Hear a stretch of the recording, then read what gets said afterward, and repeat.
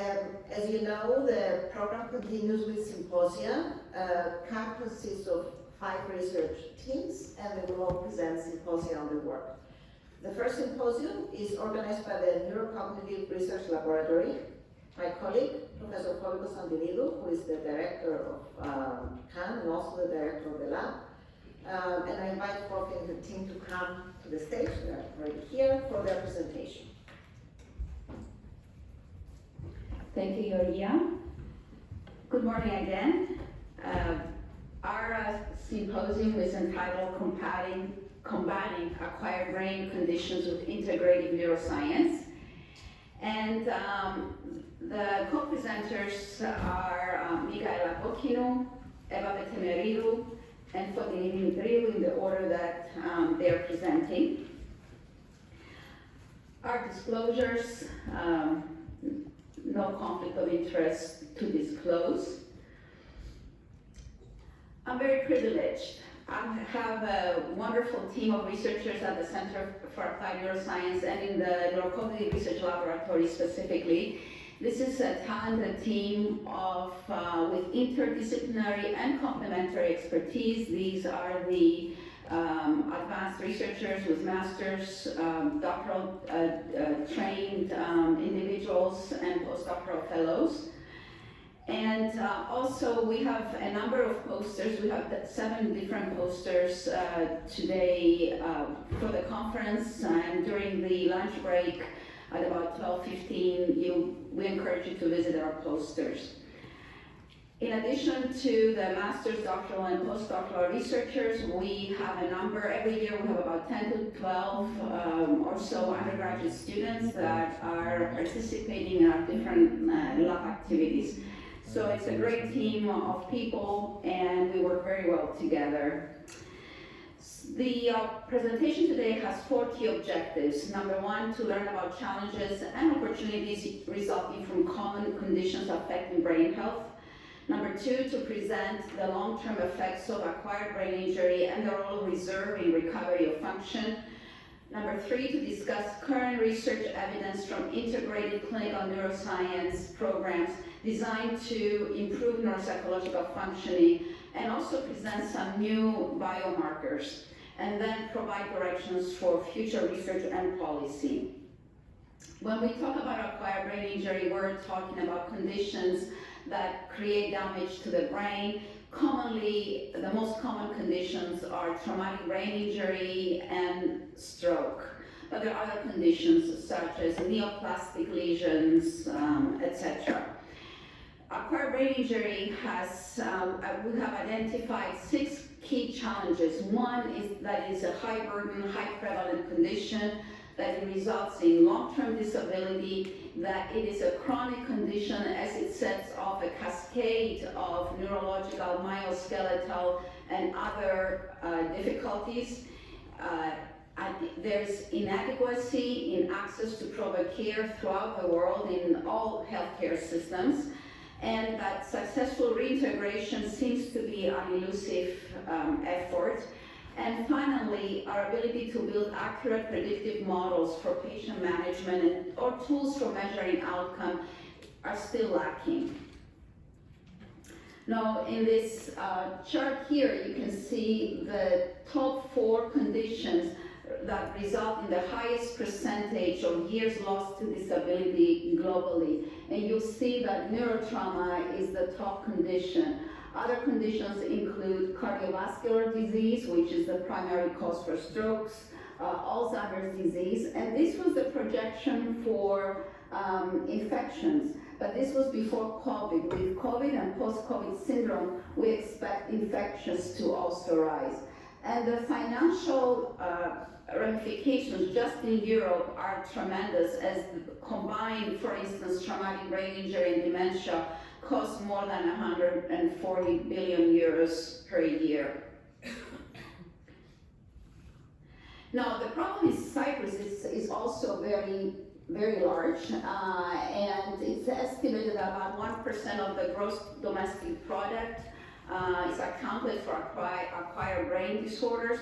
We have significant needs as ABI and other neuropsychiatric conditions account for about 25% of the global burden of disease in Cyprus, yet they receive only 5% of the total health funding. And part of the problem has to do with the fact that we have fragmented services, we don't have epidemiologically principled studies or policies, we don't have health analytic policies yet, there are no clinical practice guidelines for dementia or brain injury management, for example.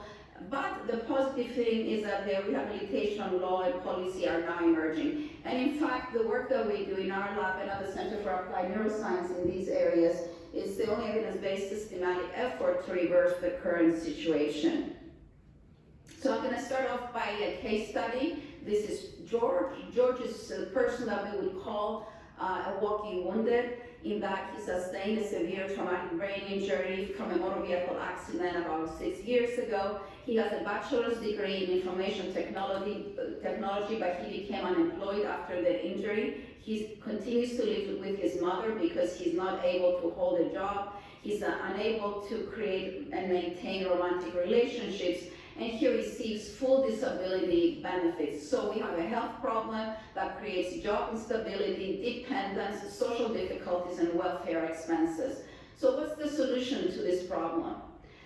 Through this talk today, we're going to convince you that rehabilitation is a human right, that research to develop effective rehabilitation pathways saves money, that rehabilitation of common brain conditions is cost efficient, that prevention of brain disease saves money, and all of these are in alignment with the Sustainable Development Goals of the United Nations. This is the SDG agenda and goals of the United Nations for 2030. In our lab, we have 4 projects that target brain health, funded by IDEC and by the European Union: the ATESO project, the Brain Rehab project, the NeuroAge project, the SenseCog project that just ended, and we're starting a new twinning grant in January which targets post-COVID syndrome using neuroscience methodologies. The process we follow at CAN and at our center, at our lab specifically, is that first we want to describe the problem, epidemiology, prevalence, risk factors, phenotypes, neurobehavioral phenotypes. Then we develop treatment protocols, and then we move on to feasibility, pilot studies, and larger scale clinical studies.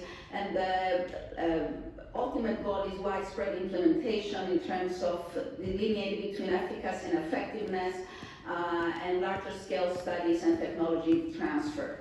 We implement the following methodologies: cognitive and neuropsychological protocols, psychosocial protocols. We study genetics and other health indices, and then we also deploy neuroimaging methodologies, including MRI, FNIRS, and EEG. And then we develop neurobehavioral programs, and we've recently started using neuromodulation paradigms. In these studies here, you can see our epidemiological studies. This is a large-scale study conducted with elementary, secondary, and university students, where we found that in the Cypriot cohort, we have high rates of unreported concussions, ranging from about 6% in the elementary school and increasing to 10%, 23% in high school and university school, respectively. This was a population study with patients treated in the ICU, where we demonstrated that the Cypriot cohort with severe TBI has lower mortality, but yet has significant disability in the end. So it's important to conduct studies in Cyprus because of the different characteristics of the Cypriot population. We have some unique characteristics, and unfortunately for the patients, because the golden standard is fragmented rehabilitation, we're actually able to determine the true effects of these brain conditions at the acute, subacute, and post-acute stage. This study was one of our first studies looking at chronic traumatic brain injury, trying to understand the link between neuropathology as measured by brain and volumetric brain imaging with extensive neuropsychological protocol. The lead author was our postdoctoral researcher, Constantinidou, who is now on faculty at the Cyprus University of Technology. In that study, we demonstrated that people in the chronic phase post-TBI, 6 years post-TBI, demonstrated significant brain atrophy, but the brain atrophy was in a frontothalamic pattern, and that pattern also was associated with specific associations in neuropsychological, in our neuropsychological battery. Also, in addition to neuropsychological deficits, the cohort, only 38% of our cohort showed good recovery using a very gross outcome measure, the GOSI, 6 years post-injury. So in our current study, which is funded by the Cyprus Research and Innovation Foundation, the brain rehab study, we use multi-domain predictor variables in order to understand and characterize the condition, develop predictive models, and then be able to deploy translational research outcomes. So with that, I'm going to turn the floor to Michelle Borkinou. Michelle is a clinical psychologist in the health services in Cyprus and also a doctoral student, completing her dissertation, which is part of the brain rehab project.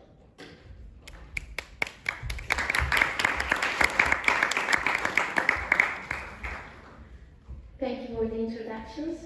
I would firstly like to welcome you and thank you for your interest in our symposium. We are very excited as today we're going to present you our very fresh data on TBI, and we strongly believe that our findings can have a huge impact, not only in clinical settings with TBI patients, but can also serve as guidance for policy-making changes.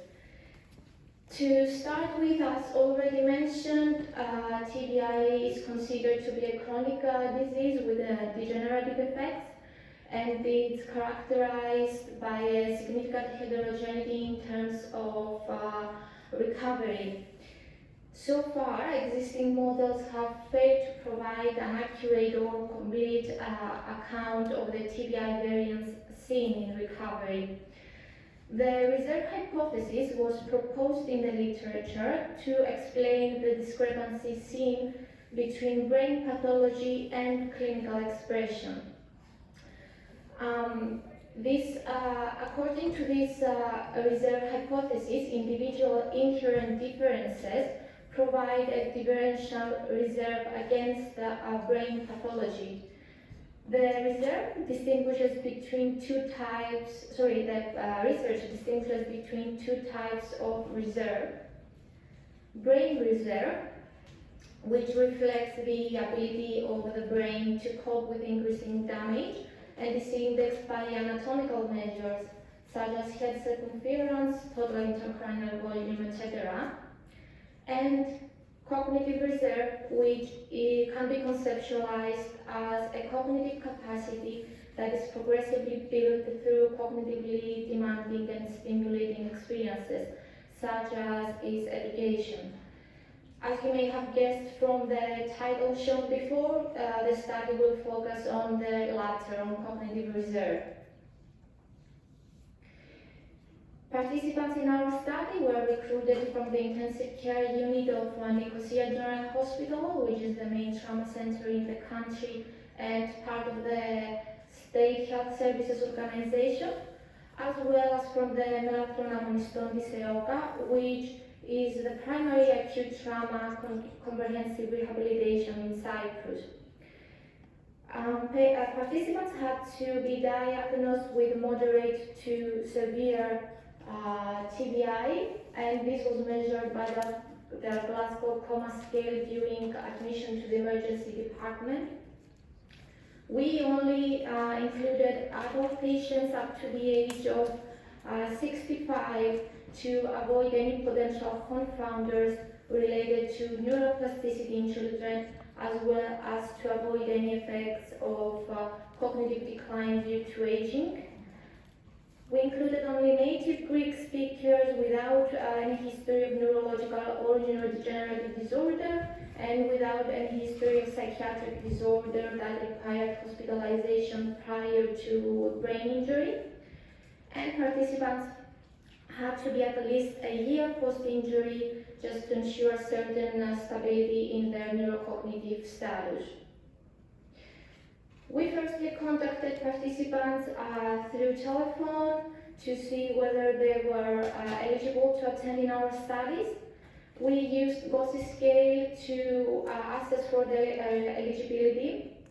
And for those eligible, we arranged a neurocognitive assessment at the Center for Applied Neuroscience that lasted approximately 2 hours with 1 or 2 breaks just to avoid mental fatigue. Data were obtained from the patient's medical files as well as during the assessment. For maximizing the adherence of participation, all participants received a written report on their neurocognitive status with recommendations.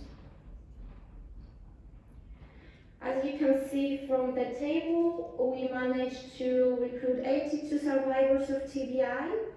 The age at injury had a mean of around 29 with 4 years post-injury assessment approximately, and their education level reflects that the mean of our participants had graduated from Lyceum High School. From the pie chart, we can see that most of our participants had sustained a severe TBI, but we also had a quite high number of unknown TBI severity due to missing data from the emergency department. The most common injury mechanism was road traffic accidents, and as mentioned before, the GOSI score reflects that around 37-38% of our participants had achieved a good recovery. For the analysis process, we firstly ran a principal component analysis on 6 items hypothesized from the literature to represent the conceptually motivated cognitive reserve constructs. And the analysis revealed 2 components labeled as crystallized knowledge cognitive reserve and leisure activity cognitive reserve. So crystallized cognitive knowledge cognitive reserve was composed of 3 subtests of Weiss intelligence test, the Peabody picture vocabulary test and education, whereas leisure activity was composed from lifetime of experiences questionnaire, which basically measures pre-morbid cognitive, social, and physical activity. Then the scores from the full set of neurocognitive assessment were combined into a set of 4 composite scores representing the conceptually motivated constructs of verbal episodic memory, non-verbal complex memory, lexical retrieval and verbal fluency, and attention and executive function. As you can see, each measure was significantly correlated with the overall composite score.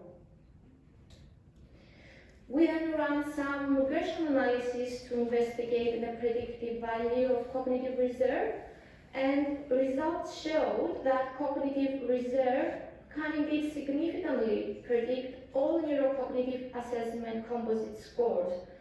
And more specifically, higher the cognitive reserve levels predict higher neurocognitive outcome. Cognitive reserve also significantly predicted both GOSI and Colibri, and this can be translated as higher cognitive reserve levels can predict better functioning as measured by GOSI scale and better quality of life as measured by Colibri. However, no correlation was found between TBI severity and neurocognitive outcome. However, at this point I have to remind you that we only recruited moderate to severe TBI patients and no mild cases, which could make a difference. And also we had a lot of missing data regarding TBI severity. Additional analysis revealed that age-add injury significantly predicted only verbal episodic memory and attention and executive function with an inverse relationship. So lower the age, higher were the specific composite scores. However, age did not predict any of the other two neurocognitive composite scores.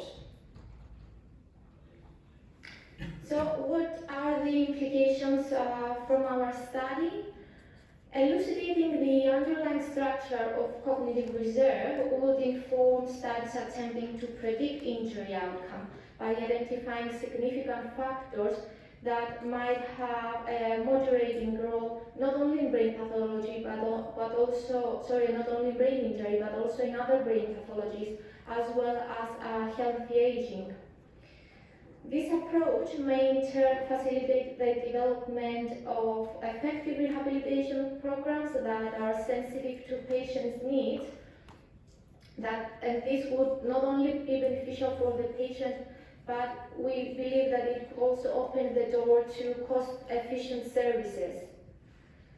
Lastly, through our study, we believe that a basis is provided and a methodological approach for conceptualization and evaluation of premorbid cognitive threats that may protect against the consequences of brain injury. Thank you. Now we'll turn back to Dr. Fofi.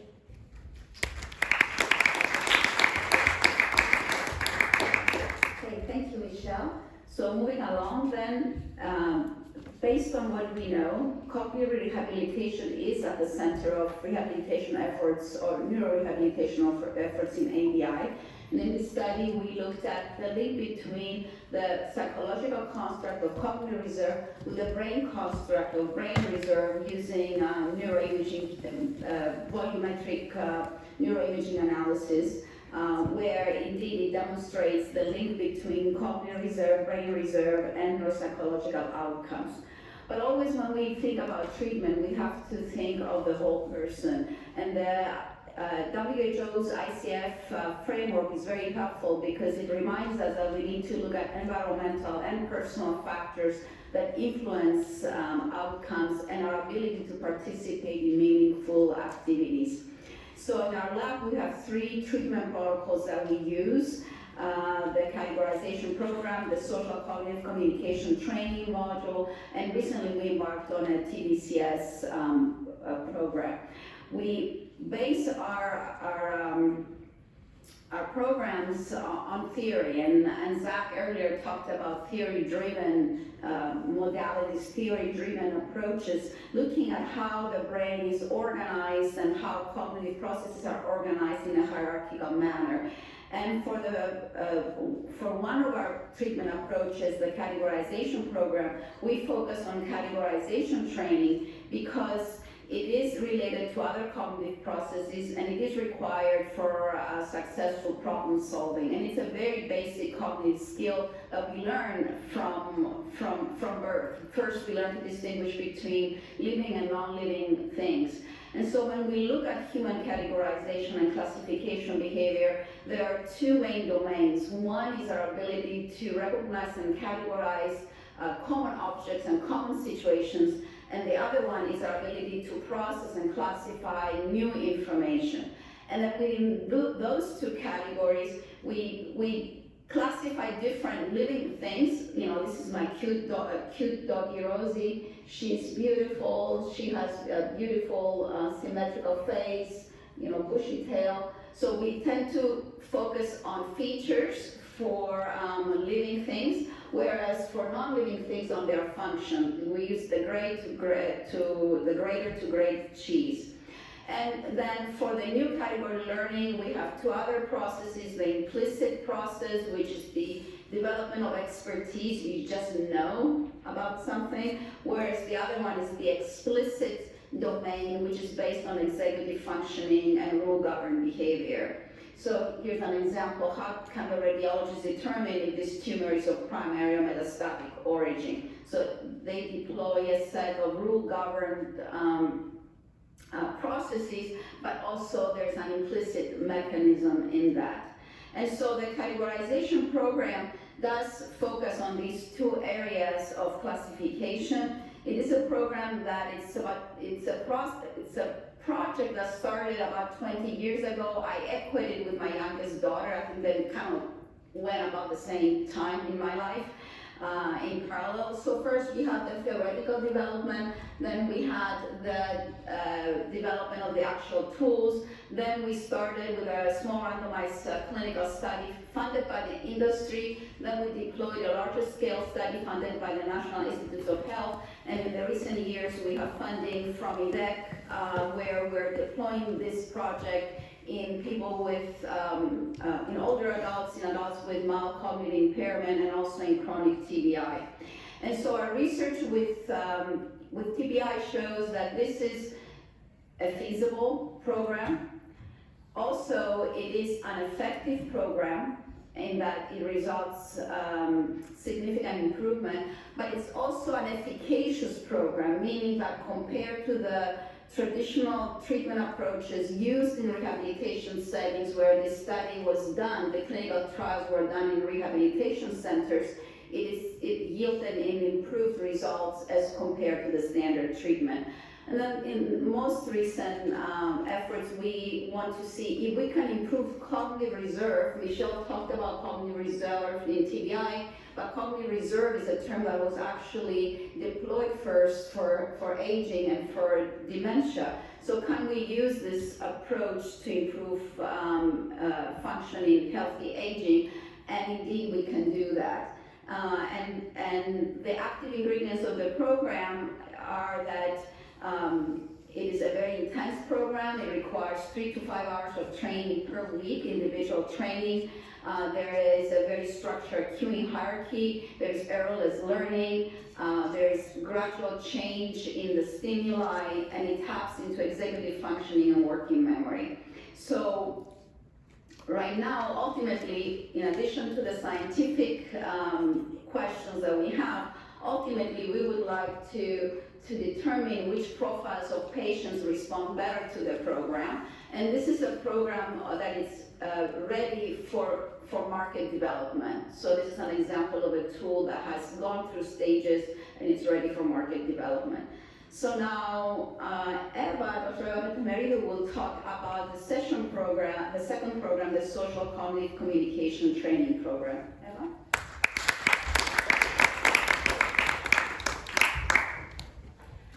Hi everyone, so this is my voice for today, and I will try and be brief. So the Social Cognitive Communication Intervention is funded by 2 different projects. The ITISO project, I'm sorry, I'll take a break. The treatment of awareness deficits in acquired brain injuries to improve patient outcomes. And the brain rehab, the brain injury rehabilitation project. So based on our previous findings from our work at CAN, we have identified that executive function, self-awareness, and quality of life are extremely effective in chronic, moderate to severe TBI. And these deficits are reflected in both cortical and subcortical substrates. Also, by taking into account the psychosocial needs of individuals with ABI, that is, mood disorders, anxiety disorders, emotion regulation issues, social communication deficits, language and cognitive impairments, we have come to the design of this intervention that aims to improve executive functions and self-awareness in this population, and to promote the transferring of knowledge into real-world scenarios by exploring social and vocational options.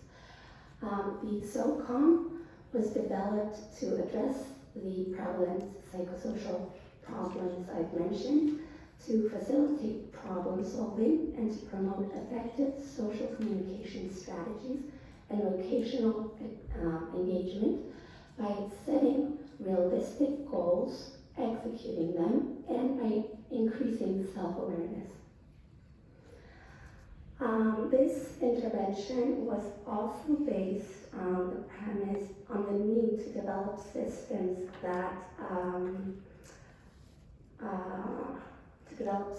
in order to shift the share of responsibility to the survivor. Usually after an injury, the caregivers or the therapists take on a lot of the responsibilities for the individual. And it is extremely important that we bring this sense of responsibility back to the individual in order for them to return to pre-injury independence.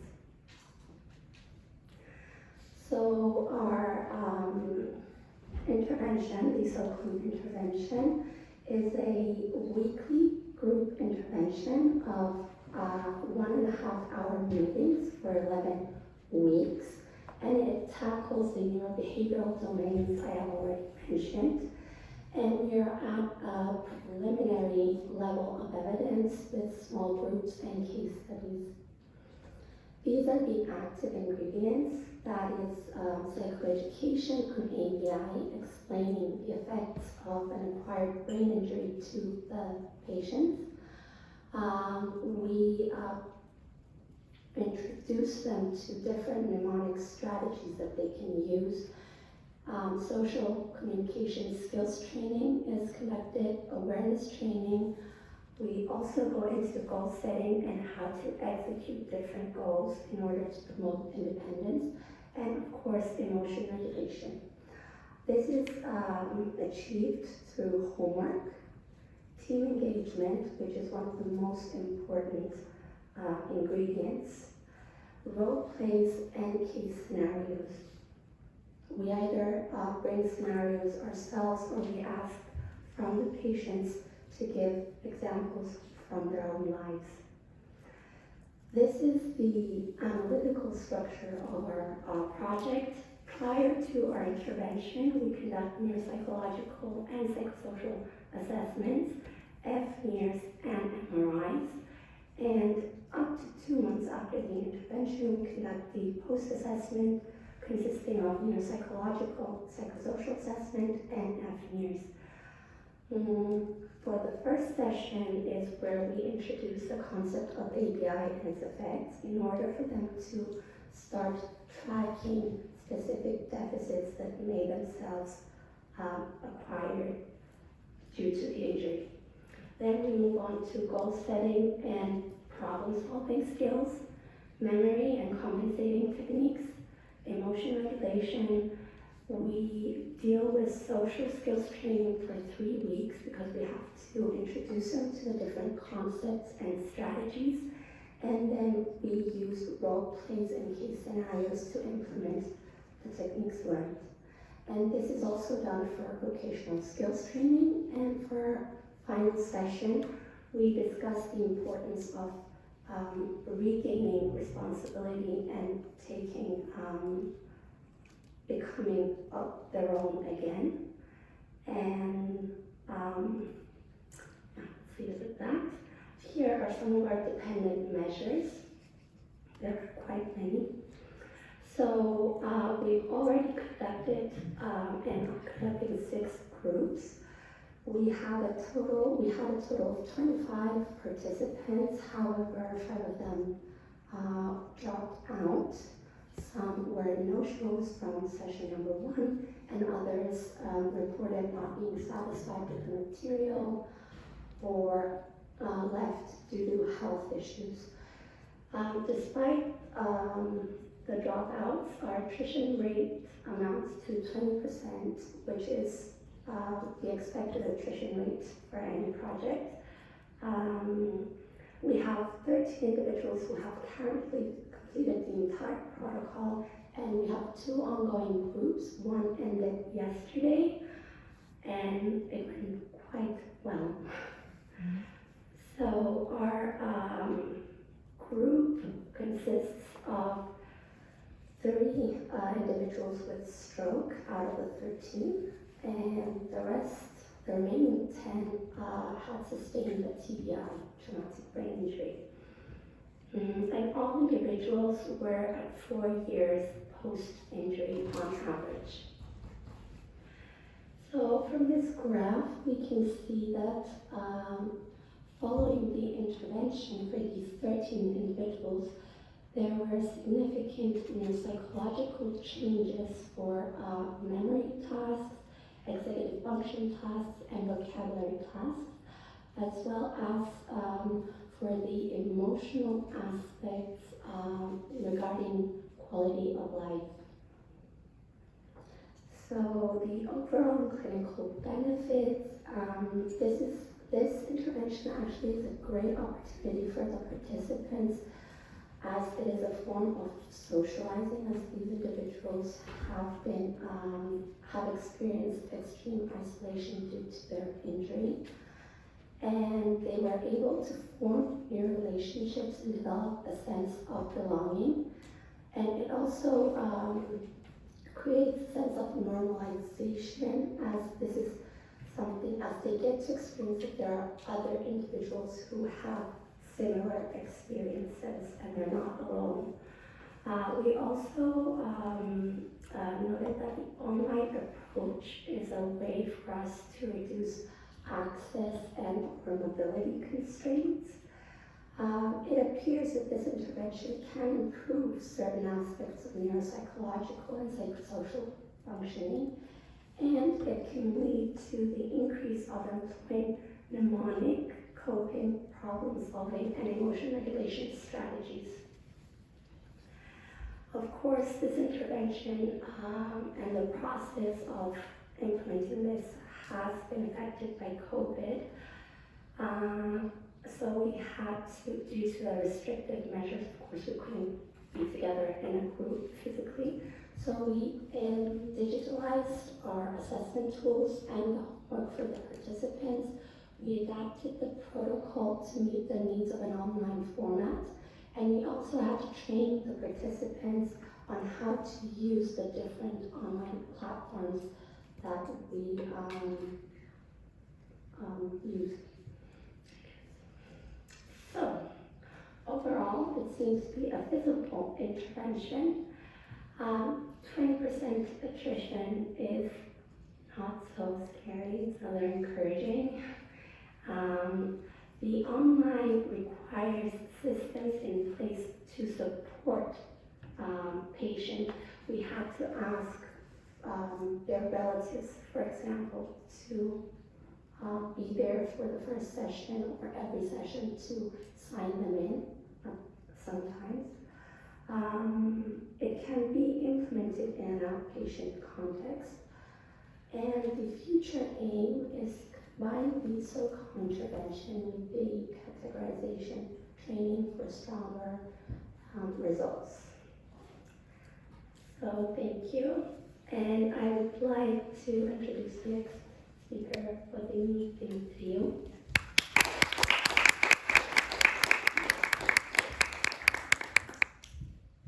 Thank you, Eva.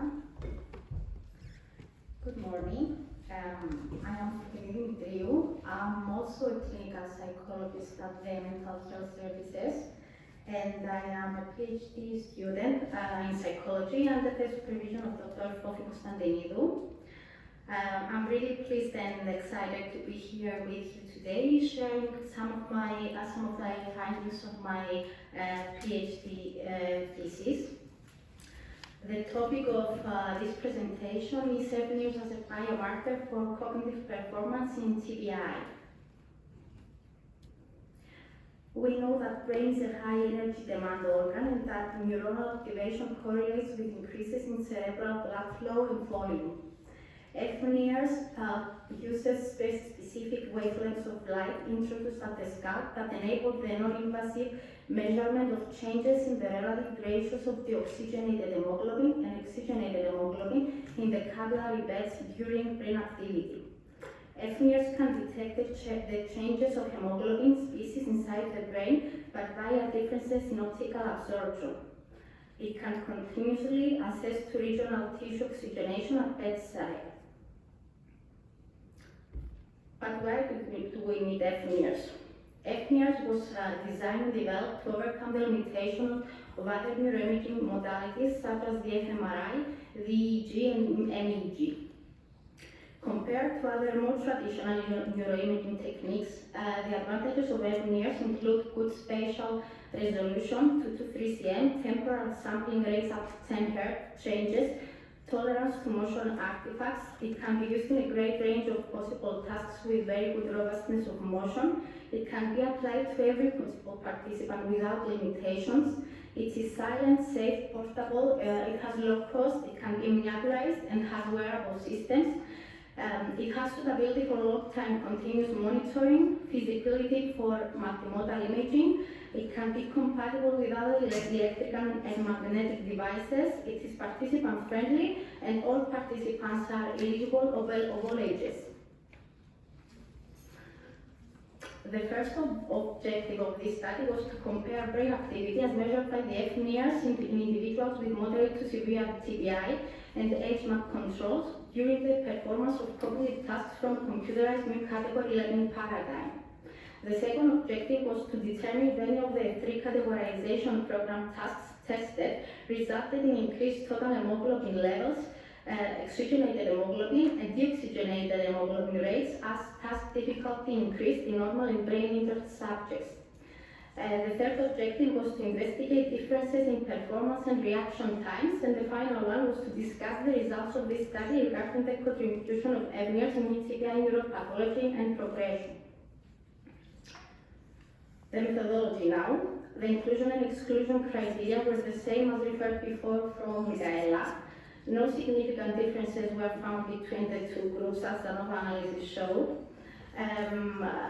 The experimental protocol included a cognitive paradigm with new category learning tasks that consist of 3 rules, the CP1, CP2, and CP3 from the categorization program. Participants were required to identify 3 logical rules with increased complexity,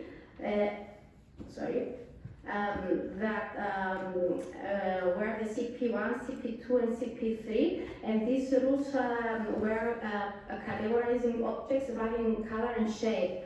In each task, participants were presented a shape, either a circle, a triangle, or a square in 3 different colors, one color at a time, white, red, or black. And each stimulus was presented 5 times, so total each task included 45 trials.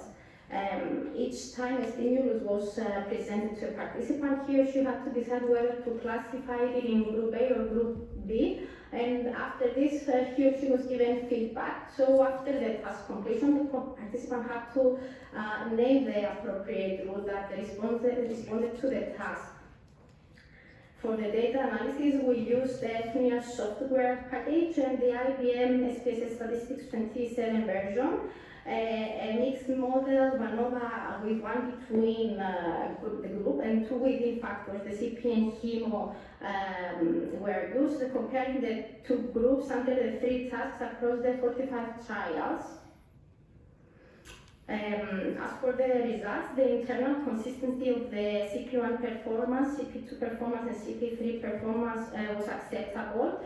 And concerning the oxygenated, deoxygenated, and total hemoglobin variables, also the internal consistency was good, and the internal consistency for the reaction time was very good. ANOVA showed a significant main effect for hemoglobin, and also there was a statistically significant interaction effect between HEMO and group on the combined dependent variables.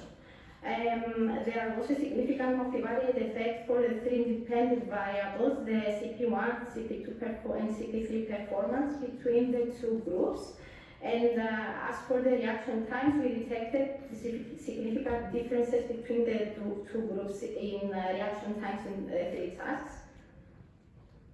Let's move to the conclusions. The differences in performance and reaction times we saw between the two groups indicate the deficits in categorization and processing speed for TBI group, a finding that is in line with previous studies.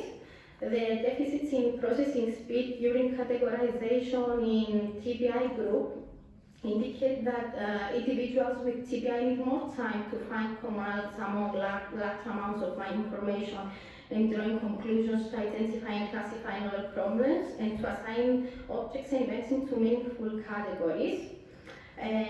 Also, the differences in cerebral blood flow, and more specifically in the levels of hemo variable, the combined variable of total hemoglobin, oxygenated hemoglobin, and deoxygenated hemoglobin during CP1, CP2, and CP3 tasks indicate that as the difficulty and complexity increased, the controls demonstrated lower rates in the levels of hemo, while the group of TBI demonstrated higher levels of the same variable in all three tasks. And this means that TBIs recruit higher hemoglobin levels and blood volume in their quest to cope with progressively more difficult tasks, a finding that indicates the greater effort paid by this specific group to cope with greater difficulty tasks. And our conclusions, based on the results of this study, FNIRS seems to be a sensitive biomarker of cognitive effort, providing important information about the metabolic responses associated with cognitive state. It can be used to explore in clinical populations such as patients suspected of concussion and MCI. It can be useful tool in clinical assessment of brain function and contributing in describing and understanding brain neuropathology. And one step forward, it can be a functional biomarker concentrated in TBI recovery by tracking functional changes during the recovery phase. In line with previous studies, this study supports that the FNIRS technique overcomes many limitations of other traditional neuroimaging techniques. It remains a non-invasive method for investigating brain function in real time using more complex cognitive tasks. And as for the limitations in future research, the lack of accuracy and precision has been the major obstacle toward more sophisticated clinical use of FNIRS that needs to be exceeded. Future research should explore the relationship between other indices such as attention, language, and memory, and cerebral blood flow after moderate to severe TBI, the gender differences, and assess the generalizability of these results with the inclusion of a greater number of tasks that will increase in both difficulty and complexity. Thank you. Let's move again to Dr. Fofi for the final.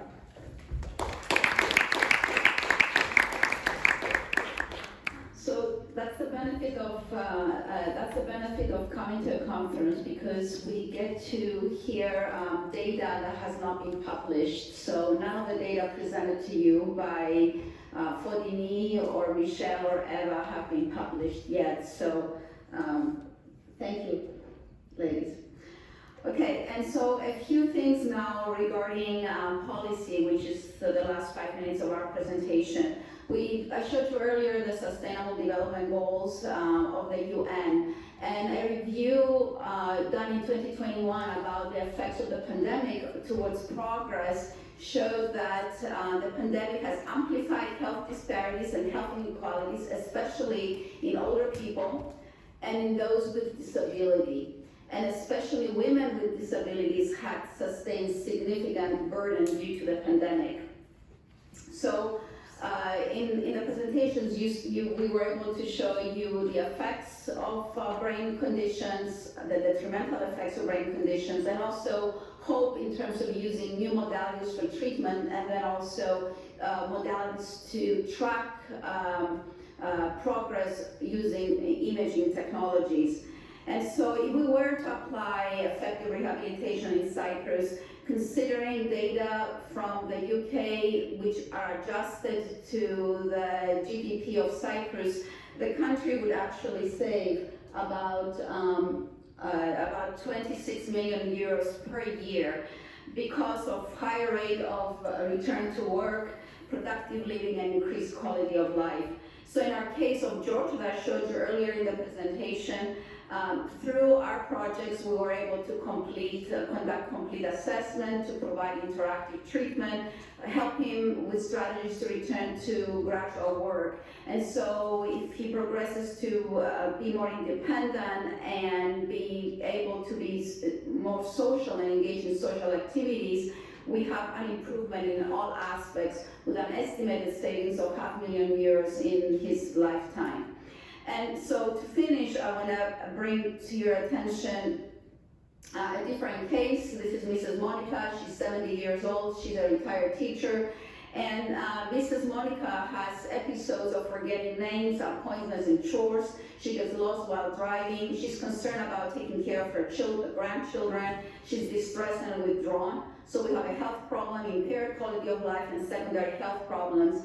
And through our longitudinal study on aging, we were able to identify the problem, which was a mild cognitive impairment, able to work with her for a medical referral and workup. We closely monitor her, and so do her physicians. She's engaged in our psychoeducation and treatment activities and able to maintain her quality of life. This is an estimated savings of at least €9,000 per person with early diagnosis of dementia, because we estimate about 5 to 7% of individuals over 60 to have dementia. So we've been engaging in outreach activities with our NeuroHE project, where we do massive screenings in the community. And through our NeuroH project, we can estimate that the savings just from that particular part of the project will be about close to €500,000 just for screening 1,000 people in the general public and identifying about 5% of people with dementia. If we were to deploy this in the greater Nicosia, the savings will be about €14 million, and the entire site is about €50 million. So a great return on research investment for the Research and Innovation Foundation. So in closing, rehabilitation is a human right. Research to develop effective rehabilitation pathways saves money. Rehabilitation of common brain conditions is cost efficient, and prevention of brain disease saves money. So please visit our posters after the break or at the break. And we have two events that we want to draw to your attention. On November 23rd, we're doing a major outreach activity for traumatic brain injury specifically as part of the Brain Rehab Project. And then on December 3rd, we're going to Gobekli for a large population screening. So with this, I'd like to acknowledge all of our collaborators. We have many partners and collaborators, our funding agencies through the years, and of course the researchers who contribute. Thank you.